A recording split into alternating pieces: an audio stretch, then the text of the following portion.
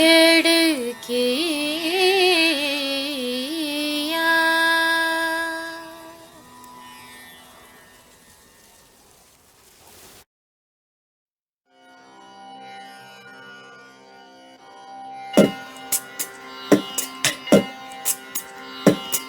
पायलिया छन छन छन छन शोर करे मोहे पिया घर जाऊं पायलिया छन छन छन छन शोर करे मोहे पिया घर जाऊं पायलिया पायलिया कहे के पिया घर जाऊं पायलिया पायलिया के पिया घर जाऊं तेरे ना दे तेरे ना तेरे ना दे तेरे ना दे ना ना ना तेरे ना अरज अरज करे करज करज तो कर हर पद बेचैन तरस तरस को कहे पायलिया से लगा के देना सूझ बूझ बुलावे गूंज गूंज उठावे पिया को पुकारे हाय रे हम जिया पे छाए जिया पे छाए छाए छाए छाए छाए रे पायलिया पायलिया कहे के पिया घर जाऊं पायलिया पायलिया कहे के पिया घर जाऊं पिया घर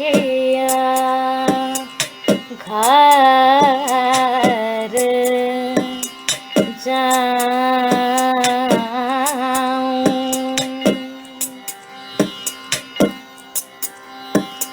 Hi guys, welcome back to the channel.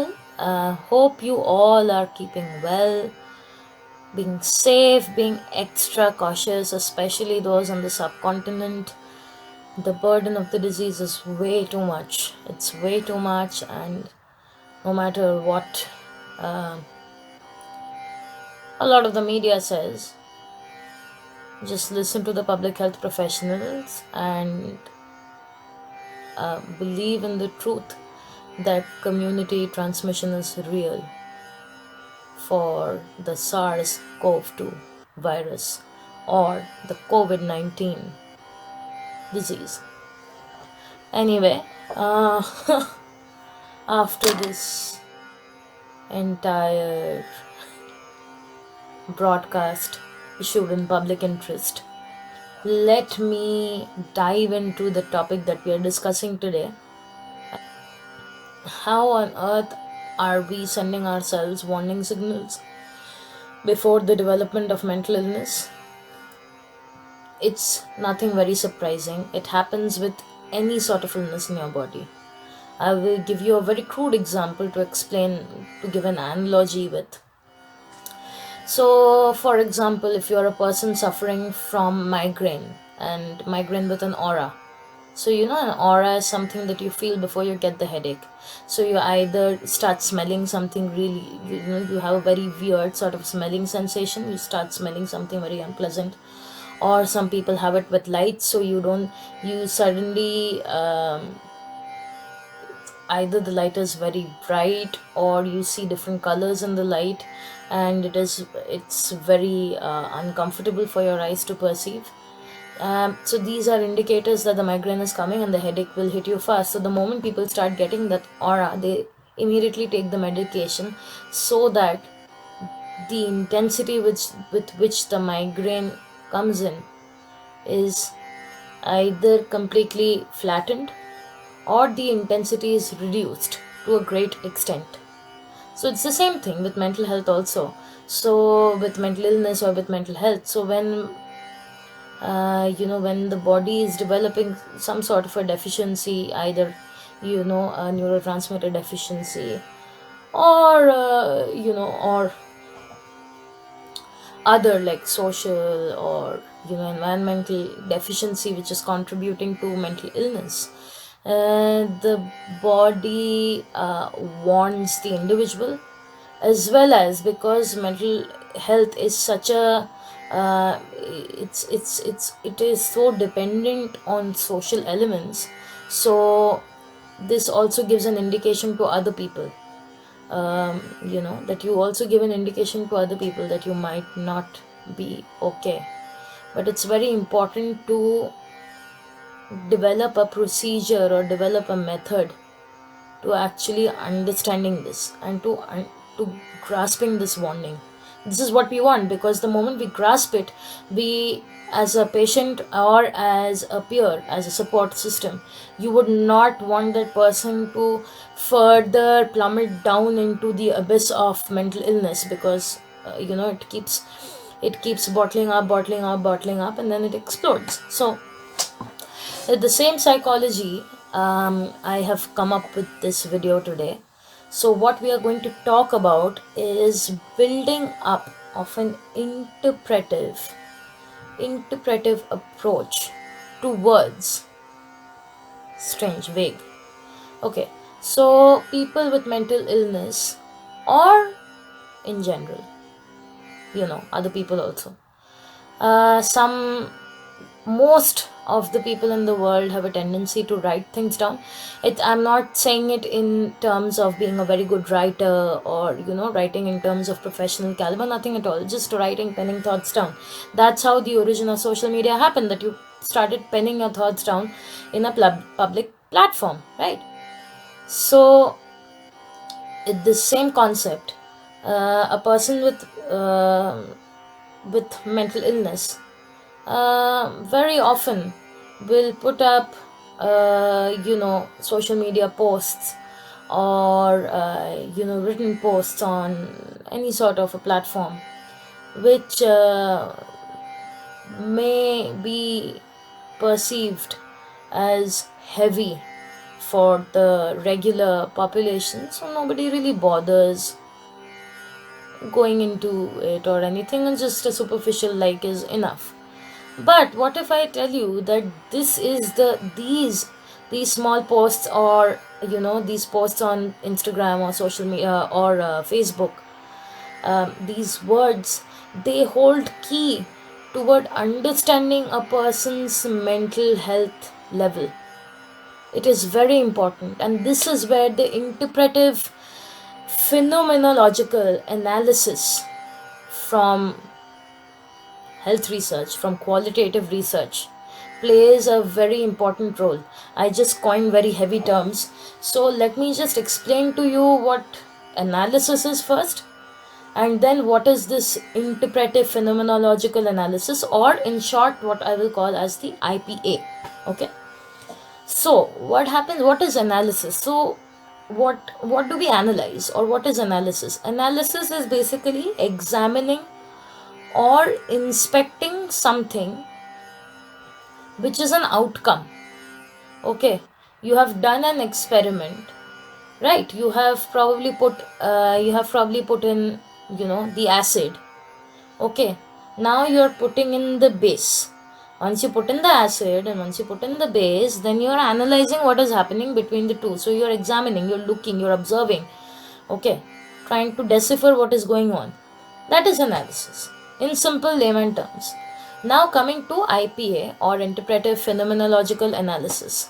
So this is a type of research analysis technique that we use in research, in health research especially, very very focused on qualitative research. Qualitative research is to do with words, not numbers as data, but words as data.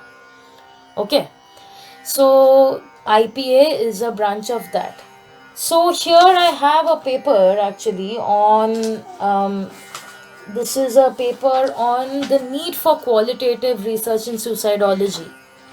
But here I'm not talking about suicide prevention at the moment, but here they wanted to emphasize why there is a need to develop an interpretive approach to people's perception or reflection towards reality or towards life when they converse or when they write. Okay, so I'll just speed out a little bit from here. I will put the description, I will put the link to all the sources that I used today on the description below, so you can check it out if you would like to. These are not baseless claims that I'm trying to, promote. These are just helping methodologies that I have understood from academia as well as in practical application. I think these can be developed for not just a patient population but for the support system population, family, friends. So coming back to the point, that is here, I want to quote a little bit from this paper. This paper was written by Heidi Gelman and Berthy Loanizek and published in the American Association of Suicidology in 2010. So here what they're saying is that studies centering on how individuals engaging in suicidal ideation or behavior, so in terms of depressive behavior also we can substitute it, interpret themselves, their actions and their surroundings. Here hermeneutics, the theory of interpretation, is essential. So what they are trying to say here is that an interpretive approach basically gives one the opportunity, if you are a second person, to understand the logic of the first person and why they are behaving the way they are, or why they are acting up the way they are through their words. Okay, that is one sort of that is also known as hermeneutics. Hermeneutics is basically interpretation, a fancy word for interpretation. So that's an interpretation. So as a second person, you're interpreting the first person's dilemma or whatever it is, right? So this segment will be very applicable for people who are wanting to support or who are wanting to give adequate social and verbal support to a person with mental illness and not give wrong advice. And in the second aspect of what we call double hermeneutics, double hermeneutics is basically used on yourself. So you are the researcher and you are the one who is also the participant or patient. So here what I will be doing to make you understand how to develop this interpretive phenomenological approach is a double hermeneutic approach. So what is a double hermeneutic approach?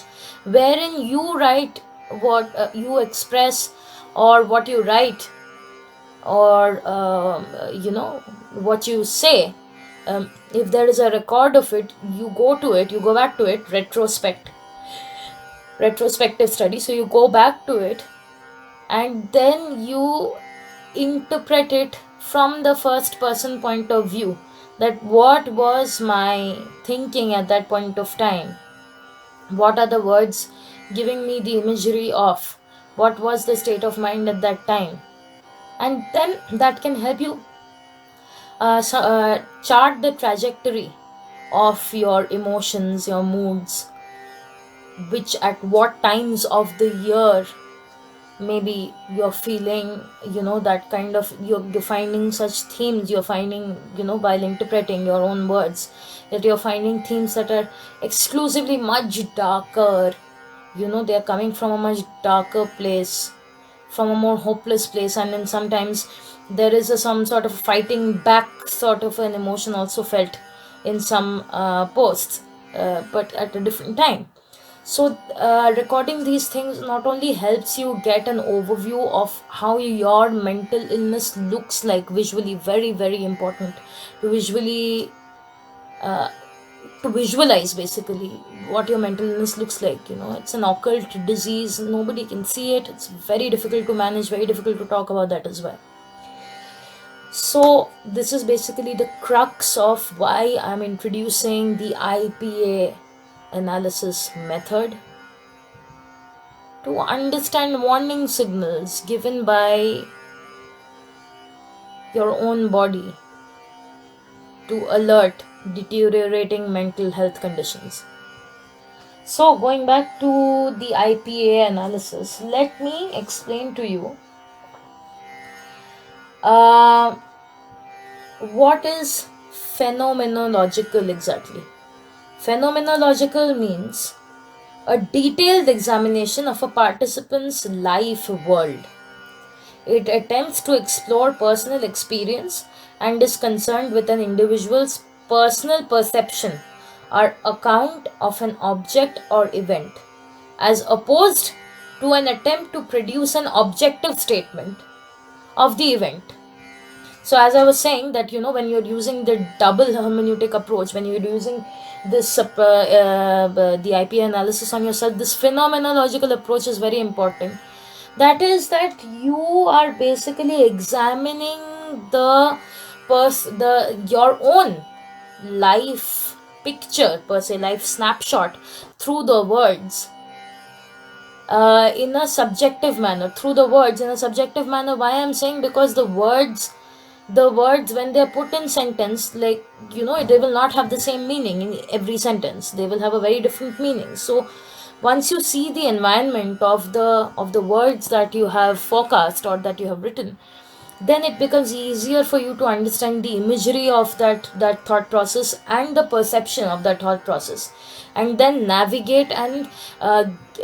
navigate your mental illness alongside um, becoming very aware of the milestones or at the stop signs where you need to administer proper psychotherapeutic techniques, or resume medication, or seek psychiatric or psychological help. Very, very important. If one suppresses that delicate point, if you surpass that, then it's very difficult to get someone, yourself back, or get someone else back. It's very, very difficult. That's it's like the worst, the last stage of mental illness. So, in order to help you understand what I've been talking about for so long, what I will do is, I have taken three screenshots, two from the year 2015, one from the year 2017, of my own social media posts, Facebook posts, and I have phenomenologically analyzed it through an interpretive approach. I've interpreted my own words through a phenomenological, or through a, what do you say, visual, you know through a visual and examinatory approach. Okay. And I have found some recurring emotional themes or essences in these three status updates, while also being very different. Although it is different, the crux of the mental state of the person, the core of the mental state of the person, has somehow remained the same, you can say, through this analysis. So, without more words, I will just edit this out to the screenshots of the statuses that I want to discuss, and a voiceover, like, very professionally, a voiceover of me explaining the themes that I have found in these sentences and the value of the words that have been used. So I hope that this gives certain insight, and then I will catch you again after that. Okay. So, as I had mentioned about the three social media examples that I'm going to give from my personal, from my personal account, for demonstrating what exactly is the IPA, or the interpretive phenomenological analysis technique that I am asking everyone to develop, uh, to understand the warning signals sent by our own body. So let's see the first example here, and I have taken, the social media posts from a few years ago, to kind of show you the mapping of the emotional or the mental health uh, level of mine over the years. So the first post that you see is I have taken from 21st November 2015, where I've written, "What has gone wrong with this world of ours? An eye for an eye will gouge the life out of every single human being. Has this blindness reached to the point of pure hatred and ignorance?" Here, what you can see in the first glimpse of the social media post is that there are question marks. Secondly, and before I progress forward, let me just point out here that in all the three examples that I'm going to discuss, I'm going to see the social media posts in terms of imagery and perception, because these are the two main elements that come across through words from a person's writing. So, in terms of imagery, coming back to the first example, this example, in terms of imagery, what you can see is with the first sentence itself, that what has gone wrong with this world of ours, there is a kind of darkness associated with this kind of a, with this sentence construction, or with this thought process. There's a darkness, there's a wrong in this, there's a questioning in this. Uh, Things don't seem to be right. There's a darkness associated with this. An eye for an eye will gouge the life out of every single human being. It's very here, it is extremely dark, and there's a lifelessness associated with the words that have been chosen, or the sentence that has been constructed as well. And in terms of the last bit of imagery that was seen in this, that is that there's hopelessness. How is hopelessness associated? If you see the last bit of the second sentence, of the last sentence, of the third sentence, pardon me, has this blindness reached to the point of pure hatred and ignorance? So here, this person is kind of hopeless about, the violence that has so willingly been adapted by, the human civilization or culture, or whatever it is. And there is a questioning element to it, which takes me to the perception theme of this post. In terms of perception, where again, let me emphasize, the phenomenological approach or the examinatory approach will be used. So, in terms of perception, if you see what kind of perception are these words giving, what, again, I will read it out. What has gone wrong with this world of ours? An eye for an eye will gouge the life out of every single human being. So there's a sense of frustration with this person who's writing this, that, they're questioning what has gone wrong, why is there so much violence, why isn't there an end? This also gives rise to the perception of skepticism and helplessness alongside honesty. How is skepticism? Because this person is looking at the world through a very gray lens, through a darker lens. They can see the atrocities being committed as opposed to only the niceties that people choose to see. This person is choosing to see the atrocities being committed. So there's a sense of helplessness in that, and skepticism alongside in that. And how is there an honesty built up in this? There's an honesty built up in this because the person is not mincing their words in terms of their expression. They're not mincing their words. They are saying it as it is. There is an aggression to the entire post. So there's an honesty toward the feeling, which is very, very, I think, crucial in any, in a finding. These findings are very crucial.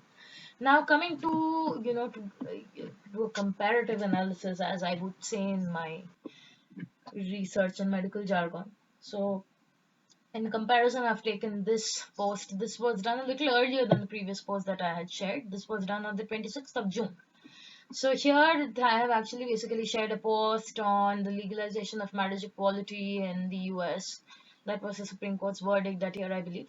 And I have just written two sentences, uh, basically one line and two sentences. So, at least a part of this world considers love to be free without bizarre baseless discrimination. Love triumphs, finally.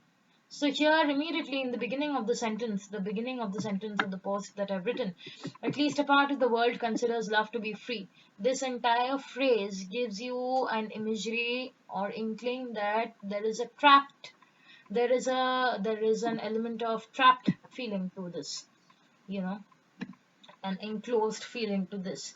And it also gives the scope for the interpreter to ask the question that what kind of world do you live in once you read this phrase, you know.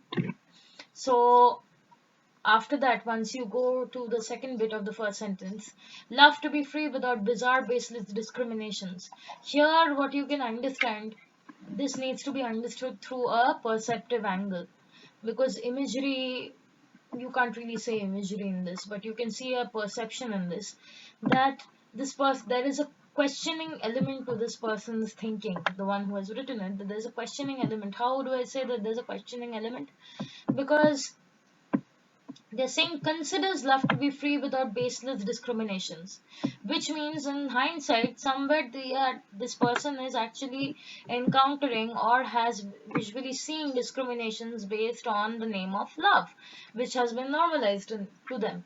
So this is the perceptive approach, which is giving you which is giving you some sort of hidden information, which you might not have gotten if you had just glanced through the lines. And then love triumphs finally, so there is a certain sense of, um, again, uh, honesty coming in love, because they know the honesty of good emotions, of bonding, so that the honesty comes in again in the last bit. So again, you see, if I'm trying to show you the similarity between the two examples that I've shared, that the feeling of the trapped feeling or the trapped imagery has translated into darkness, or translated into kind of like a, a morbid or a dark imagery in the previous post. So you can see a progression of how the emotion has levels, one level it is this, then this level, the next level, one level it is trapped, then the next level it is darkness, despair, then after that there will, it will go on, and then the more intense the emotion, the harder, the more difficult it is to actually avail any sort of medical, therapeutic, social, psychiatric intervention for reducing the progress of your mental illness.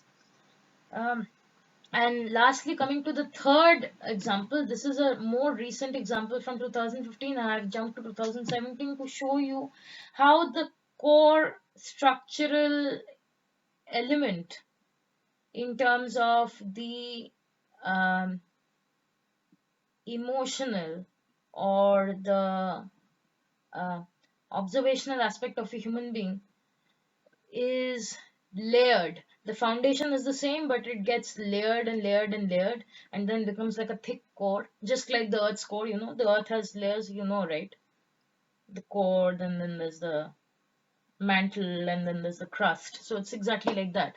So the core always stems from, those initial primal feelings of, feeling trapped or whatever it is, fear, and then it translates into more complex emotions, which uh, play very heavily in triggering or in, valiant progress of mental illness. So coming to the third example, here I have talked about World Mental Health Day.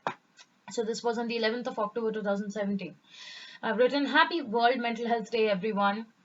Exclamation mark. Always remember, if you ever need anyone to listen to you, or just a 2 a.m. call to ease your pain, I'm always here to hear you out. You are never alone. You are stronger than a diamond. It might sound a little, puffy, but it gets like the phrases get the basic emotion across. So how do you get the basic emotion across? The basic emotion comes from the intermingling of imagery and perception. In this example, imagery here, what you can see is that if I take phrases, or if I take words from the example itself, that if you take Happy World Mental Health Day, everyone, and there's a question, and there's an exclamation mark. So you see that there's a sense of positivity. It's um, as opposed to the first example where there's in darkness. You can read this in a positive light, imagery positive. Always remember, if you ever need anyone to listen to you, this entire sentence where I'm saying, always remember, if you ever need anyone to listen to you, or just a 2 a.m. call to ease your pain, I'm always there to hear you out. This entire sentence gives a very uh, blanketed or an assuring sort of an imagery, right? An assuring sort of an imagery that the person is there, they're going to be there. But if you take this imagery and if you analyze the post in terms of perception, and if you take the second sentence, you will find that again this gives you the scope to ask this question to the participant as an interpreter, that but do you have anyone to talk to when you have problems at 2 a.m.? Do you have any pain? Who listens to you? So whenever such sort of an opportunity arises to, question somebody's thought process, what they're saying, or to, question it in a personal level that affects them, at that time it gives you an outlet to understanding a person's hidden dilemma, hidden darkness, the occult sense of pain that the person is not being able to share, but is being able to share through the guise of providing support. So it's basically it's a disguise. So again, if you compare it with the previous two posts, the darkness is not in the imagery anymore, but the darkness is there in the perception of a person's life. That darkness is there in terms of loneliness, that was also there in the second post, in terms of anxiety, and which they are trying to resolve by assuring others that they will be there in times of their distress. So this interpretation is very, very important to actually get key phrases or key words that indicate what kind of a trajectory the person's mental health is going toward, or what kind of a mental health progression that person's mind has mapped. And it will help you plan your interventions, not just interventions, basically plan your entire milestones for seeking medical, social, psychological, psychiatric help. You will immediately be able to arrest the progression of the disease the moment you think you can visually see, or you can visually realize how it is spreading in your brain per se, in very vague terms.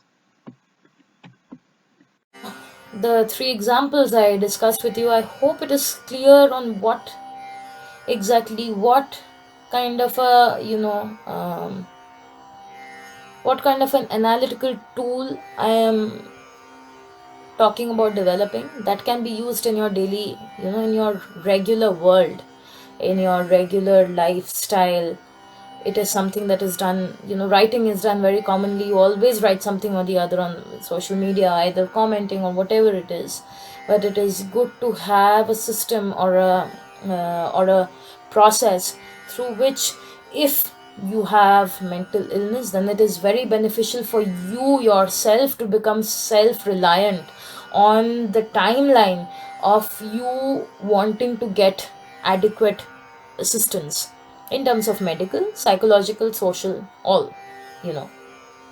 And for peers, support systems, for friends, for family, to actually catch hold of somebody's deteriorating mental illness when they read a social media update and they reach out, and they give that person the opportunity, outlet, which I was talking about in my previous episode, to actually talk, to vent out, to express. that is the best, I will always say, that is the best coping, cathartic, not even coping, cathartic mechanism to overcome the burden of the disease, of the illnesses, in the mental health illness spectrum. So I hope this has been a little informative to you. I have used the reference of two scientific papers to highlight what is the IPA analysis and what is the interpretive or the hermeneutic approach. As I had mentioned, I will put both of these on the description below, the links to these on the description below, because these are validated tools that I'm talking about again. So this is a coping mechanism as well as a diagnostic tool that I've talked about today. More exciting topics to come up over the coming weeks, so please stay tuned, and I hope you understand why I had put the preview of the video on Instagram instead of the whole video of the music that you had heard in the beginning. Because only when you read or only when you go in depth do you understand the reality. Surface understanding is a little difficult. Anyway, take care, guys. Be safe. Be happy. Try to be happy. If you're not happy, no problems. Go through my videos, go through coping mechanisms, through resources. I will make another video where I will talk about, good resources also that can be used for crisis management. So be healthy and stay very, very safe. Bye.